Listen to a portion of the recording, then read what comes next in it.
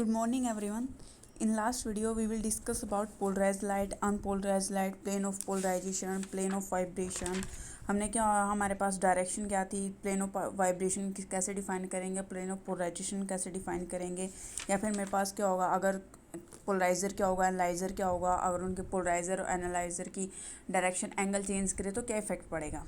ठीक है, ये चीज़ें स्टडी की थी। आज हम पढ़ रहे हैं कि रिफ्लेक्शन की हेल्प से हम पोलराइज लाइट कैसे प्रोड्यूस कर सकते हैं।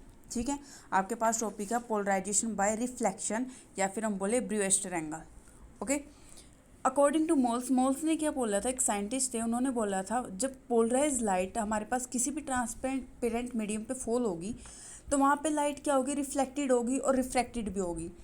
बट जो रिफ्लेक्टेड लाइट है वो क्या होगी, पोलराइज भी हो सकती है, अनपोलराइज भी हो सकती है और पार्सली पोलराइज भी हो सकती है। ये डिपेंड करेगा आपके पास कि वो किस एंगल पे लाइट क्या हो रही है, आपके पास फॉल हो रही है। जैसे मेरे पास इसमें शो कर रखा है, मेरे पास ये क्या अनपोलराइज लाइट का सिंबल है, ऐसे बना सकते हैं, या फिर नॉर्मल जो ऑर्डिनरी लाइट का सिंबल बनाते हो इस फॉर्म में ऐसे शो कर सकते हो कि मेरे पास कोई भी अनपोलराइज लाइट आ रही है। ये मेरे पास क्या होगा, मान लिया मेरे पास ग्लास मीडियम है, एक ट्रांसपेरेंट मीडियम है, इसके ऊपर एक्स वाई, इसके ऊपर एक्सिस के हमारे पास लाइट क्या होगी, फॉल होगी। अब लाइट फॉल होने के बाद मेरे पास कुछ लाइट क्या होगी, रिफ्लेक्टेड होगी, कुछ लाइट मेरे पास क्या होगी, रिफ्रैक्टेड होगी। जो मेरे पास लाइट रिफ्रैक्टेड होगी हमेशा वो क्या मिलेगी, आपको अनपोलराइज्ड फॉर्म में मिलेगी। बट अगर हम बात करें रिफ्लेक्शन की तो उस टाइम मेरे पास लाइट, हमने बोला था 3 केस राइज होंगे, पोलराइज भी हो सकती है, पार्सली पोलराइज भी हो सकती है और अनपोलराइज भी हो सकती है। ठीक है, और ये लाइट मेरे पास क्या होगी, जो मेरे पास पोलराइज फॉर्म में मिलेगी इधर, वो मेरे पास परपेंडिकुलर होगी प्लेन ऑफ पेपर के। अब ये पोलराइज है, अनपोलराइज है, ये किस पे, या फिर पार्सली पोलराइज है, ये किस पे डिपेंड करेगा, एंगल ऑफ इंसिडेंस पे डिपेंड करेगा। ये मेरे पास आई पी या फिर आई लिखो, ये क्या है, एंगल ऑफ इंसिडेंस। और जो लाइट रिफ्रैक्टेड हो रही है ये एंगल क्या होगा, एंगल ऑफ रिफ्रैक्शन। अगर एंगल ऑफ इंसिडेंस आपके पास आई की वैल्यू 0 और 90 डिग्री है तो हमेशा आपके पास रिफ्लेक्टेड में भी हमेशा क्या मिलेगी, अनपोलराइज लाइट मिलेगी। ठीक है, अब अगर मेरे पास एंगल क्या होगा 0 और 90 के बीच में है तो मेरे पास वहाँ पे क्या होगा, आपके पास पार्सली पोलराइज या फिर पोलराइज लाइट मिल सकती है। ठीक है, यहाँ पे हमें आई की जगह आई पी डिफाइन कर रखा। आई पी क्या होगा, आपके पास पोलराइजिंग एंगल। ये एक ऐसा हर एक मीडियम के लिए डिफरेंट होगा, ये ऐसा पर्टिकुलर एंगल है जिसके लिए हमें क्या मिलेगी, लाइट ट्रांसपेरेंट मीडियम पे फॉल होने के बाद अनपोलराइज लाइट जब ट्रांसपेरेंट मीडियम के ऊपर फॉल होगी और आपको क्या मिलेगी, हमेशा यहाँ से पोलराइज लाइट मिलेगी। जो रिफ्लेक्ट होगी लाइट वो क्या मिलेगी, पोलराइज मिलेगी। ये किस पे हमने बोला था किस पे डिपेंड करेगा, एंगल ऑफ इंसिडेंस के ऊपर। तो ये लाइट पोलराइज कब होगी, जब मेरे पास क्या होगा, आईपी एंगल। आईपी क्या, हर एक मीडियम के लिए एक पर्टिकुलर एंगल है जिसके लिए आपको क्या मिल रही होगी, पोलराइज लाइट मिलेगी। ठीक है, अगर हम ग्लास मीडियम की बात करें तो आईपी की जो वैल्यू होगी वो होगी 57.5 डिग्री। अगर हम ग्लास मीडियम की होगी, ग्लास भी क्या है, एक ट्रांसपेरेंट मीडियम है, तो आप अगर ग्लास मीडियम की बात करोगे तो मेरे पास क्या मिलेगी, 57.5 डिग्री मिलेगी। ठीक है, अब मेरे पास आता है ब्रूस्टर एंगल। ये तो हमने अब तक तो डिस्कस किया कि मेरे पास पोलराइजिंग एंगल क्या होगा।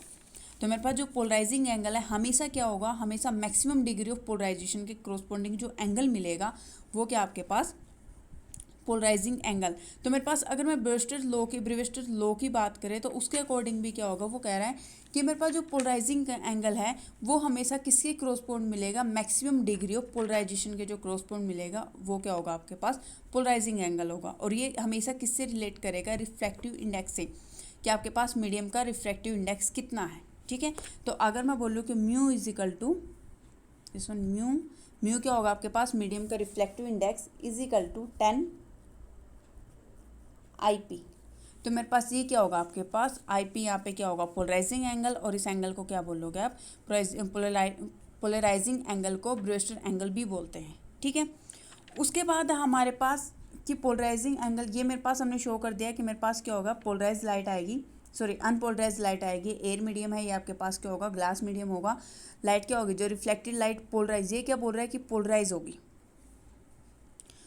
यहाँ पे ये जो सिंबल शो कर रखा है मेरे पास अनपोलराइज का, कि मेरे पास पार्सली पोलराइज भी हो सकती है, अनपोलराइज भी हो सकती है, और मेरे पास क्या होगा, मतलब किसी भी मीडियम में जा सकती हो। ठीक है, ये मेरे पास। अब अगर मैं बात करूँ किसकी, ब्रूस्टर एंगल की, हमने बोला जो मेरे पास ब्रूस्टर एंगल क्या होगा, रिलेशन शो करेगा किसके बीच में, स्नेल्स लॉ के बीच में, और मेरे पास क्या होगा, या फिर हम बोले एंगल ऑफ पोलराइजिंग के बीच में और एंगल ऑफ रिफ्रैक्शन के बीच में, जो मेरे पास किसके साथ होगा, डेंसर मीडियम के साथ होगा।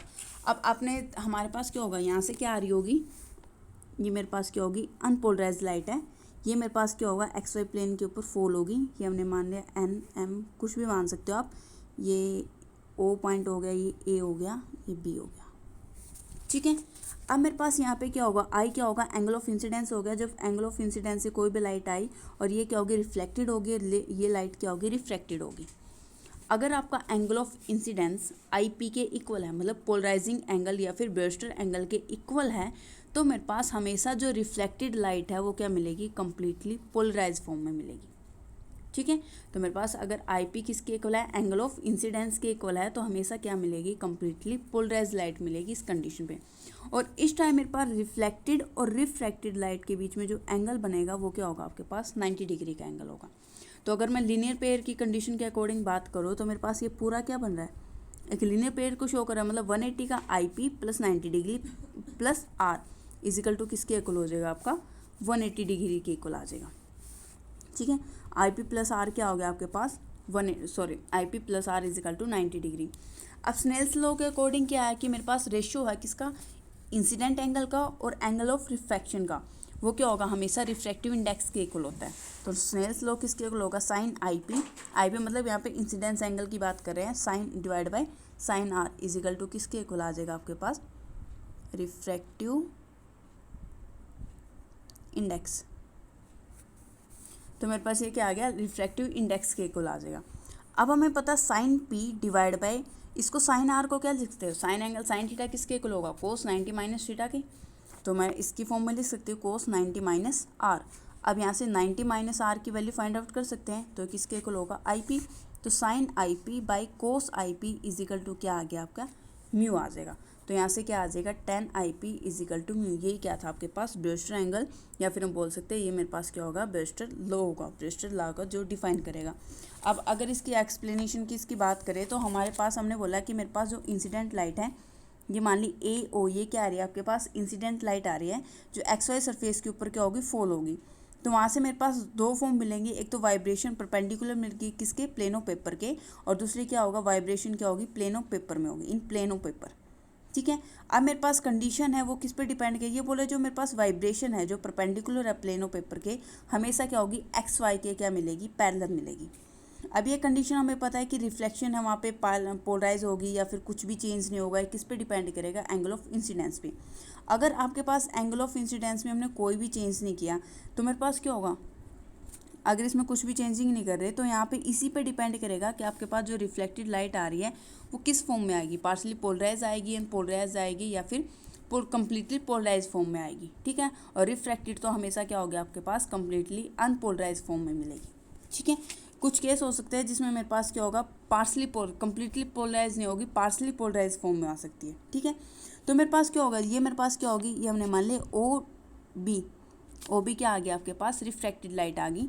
तो जैसे मेरे पास ये लाइट इस पर फॉल करेगी, रिफ्लेक्ट होगी, ये मेरे पास क्या होगी, रिफ्रैक्ट हो जाएगी, या फिर हम बोल सकते हैं ट्रांसमिटेड लाइट। तो मेरे पास जो आई पी एंगल है, आई पी एंगल हमने बोला था अगर 0 और 90 डिग्री है तो हमेशा हमें पास रिफ्लेक्टेड में भी क्या मिलेगी, अनपोलराइज लाइट मिलेगी।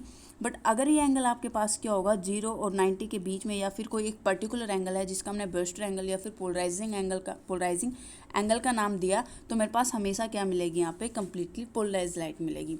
तो मेरे पास हर एक ट्रांसपेरेंट मीडियम के लिए अलग अलग, जैसे हमने ग्लास के लिए बोला था 57.5 डिग्री होगा, तो अलग अलग मीडियम के लिए आपके पास ये एंगल की वैल्यू क्या होगी, डिफरेंट होगी, ठीक है। और आपके पास जो यहाँ पे लाइट मिल रही है, हमने क्या बोला था, यहाँ पे जो आपके पास क्या होगी, जो लाइट मिल रही है ये क्या होगी, perpendicular of plane of paper होगी। मतलब एक जो मेरे पास ये लाइट मिलेगी यहाँ पे, जैसे अनपोलराइज लाइट यहाँ पे फॉल हुई और हमने बोला यहाँ पे कंप्लीटली पोलराइज है, जो मेरे पास ये लाइट है यहाँ पे क्या होगी, डॉटेड उसमें शो करेंगे, तो ये लाइट मेरे पास क्या होगा, परपेंडिकुलर होगी किसके, प्लेन ऑफ पेपर के ऑलवेज, ठीक है। तो आपके पास ब्रेस्टर एंगल आता है, या फिर हम बोलें पोलराइजेशन बाय रिफ्लेक्शन, दोनों में क्या होगा, सेम चीज़ डिफाइन करोगे, ठीक है। ब्रेस्टर एंगल या फिर पोलराइजेशन बाय रिफ्लेक्शन, तो हमारे पास क्या होगा, दोनों में सेम चीज़ एक्सप्लेन करने हैं, दोनों एक ही, क्योंकि पोलराइजेशन बाय रिफ्लेक्शन ही आपके पास क्या करेगा, ब्रेस्टर एंगल को डिफाइन करेगा, ओके।